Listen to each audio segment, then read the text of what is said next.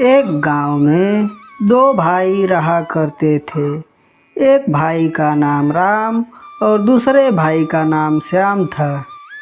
राम बड़ा भाई था और श्याम छोटा। दोनों भाई स्वभाव में बिल्कुल ही अलग थे। बड़ा भाई राम सदा मस्ती के मूड में ही रहता।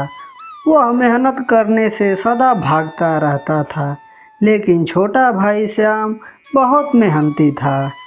श्याम जो पैसे कमा के लाता, उनसे लाए हुए पैसे से ही राम की जिंदगी चलती थी। फिर भी श्याम कभी बुरा नहीं मानता था। राम खुद भरपेट भोजन कर लेता और श्याम के लिए बचा खुचा जो बचता वह छोड़ देता।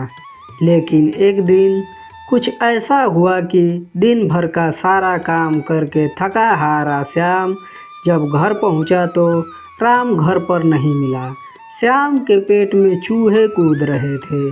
सारा रसोई घर खाली पड़ा था और खाने को कुछ भी नहीं था। भूख के मारे श्याम का बुरा हाल था। अपने आँखों में आंसू लेकर वह घर के बाहर बैठ गया और किसी से कुछ भी नहीं कहा। गांव के प्रधान उधर से गुजर रहे थे। उन्होंने देखा कि श्याम उदास बैठा है। श्याम से उन्होंने पूछा कि क्या बात है। पहले तो श्याम ने बताने से मना किया, लेकिन प्रधान जी के ज़्यादा पूछने पर श्याम ने अपनी आप बीती कह सुनाई। श्याम की आप बीती सुनकर प्रधान जी के भी आंखों में आंसू आ गए। वह श्याम को अपने घर ले गए। पहले तो प्रधान जी ने श्याम को भरपेट भोजन करवाया और बोले,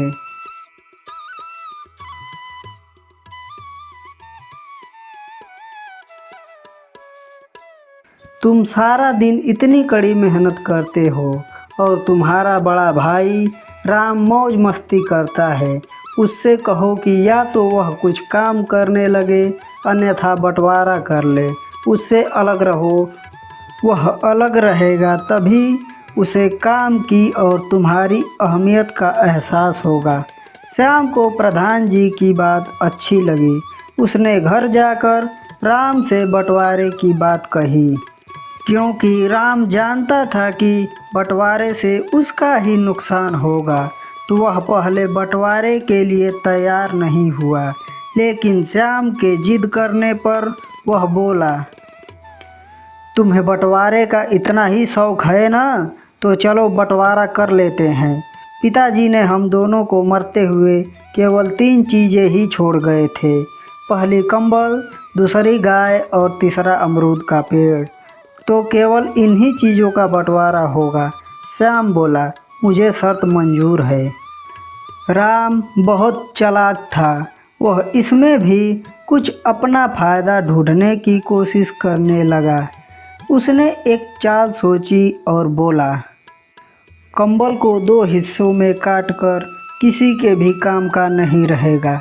इसलिए ऐसा करते हैं कि दिन में इस कंबल को तुम रख लो और यह कंबल रात को मेरे काम आएगा। इसी तरह भैंस को भी बांटा नहीं जा सकता। तो भैंस के आगे का मुंह का हिस्सा तुम्हारा और पीछे का मेरा। अब बचा पेड़, तो पेड़ के नीचे का जड़ तुम्हारा होगा और ऊपर का मेरा। अब यह बंटवारा बराबर बराबर हो गया। अभी भी तुम्हें कुछ शक हो तो मुझे बता सकते हो। श्याम बहुत ही सीधा था। उसे राम की चालाकी समझ में नहीं आई और उसे बंटवारा ठीक लगा। वह खुशी खुशी अपने काम पर चला गया। दिन में बहुत ही तेज धूप निकली थी, तो श्याम को कंबल की ज़रूरत ही नहीं पड़ी।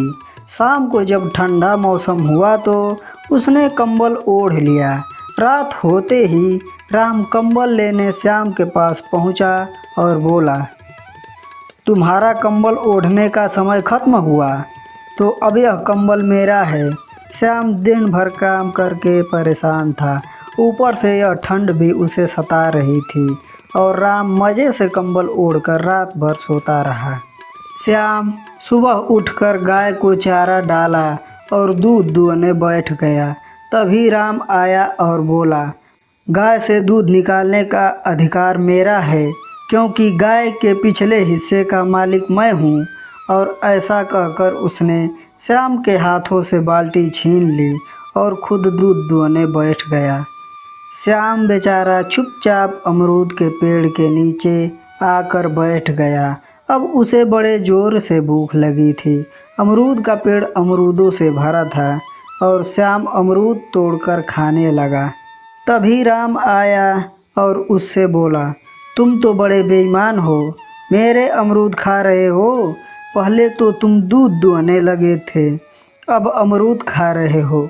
क्या तुम्हें नहीं पता, अमरूद के ऊपर का हिस्सा मेरा है। इतना सुनकर श्याम को राम की चालाकी समझ में आ गई। वह प्रधान के पास पहुंचा और सारी बात बताई। प्रधान जी ने राम को सबक सिखाने की योजना बनाई और श्याम को समझाया। श्याम घर पहुंचा तो वैसा ही किया जैसा प्रधान जी ने समझाया था। उसने दिन के समय में कंबल पानी में डाल दिया। राम जब कंबल लेने आया तो गीला कंबल देखकर बोला, अब मैं रात में क्या ओढ़ूंगा। श्याम भी अकड़कर जवाब दिया, दिन में यह कंबल मेरा है, मैं इसका कुछ भी करूं, चाहे ओढ़ूं या भिगाऊं।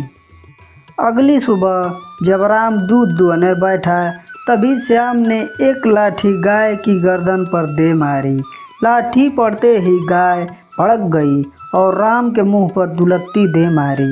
राम जाकर एक ओर और बाल्टी दूसरी ओर गिरा। गुस्से से राम बोला, श्याम यह क्या मजाक है, पागल हो गए हो क्या। श्याम भी कड़कदार और जवाब दिया, भैंस के आगे का हिस्सा मेरा है, मैं उसका कुछ भी करूं, तुम्हें क्या मतलब। राम श्याम की ओर हैरानी से देखता रह गया। थोड़ी देर बाद राम ने देखा कि श्याम पेड़ काटने जा रहा है। तब राम बोला, अरे श्याम, तुम्हारा दिमाग तो ठीक है, अगर अमरूद के पेड़ को काट दोगे तो अमरूद कैसे मिलेगा। श्याम बोला, मेरा भाग तो केवल जड़ और तना है, मैं अपने हिस्से के साथ कुछ भी करूं, इससे तुम्हें क्या मतलब, मुझे अमरूद से कोई लेना देना नहीं। अब राम समझ चुका था कि श्याम को उसकी चालाकी समझ में आ चुकी है। वह श्याम से बोला, भाई मुझे माफ़ कर दे, अब कभी तुम्हारे साथ मैं धोखा नहीं करूँगा।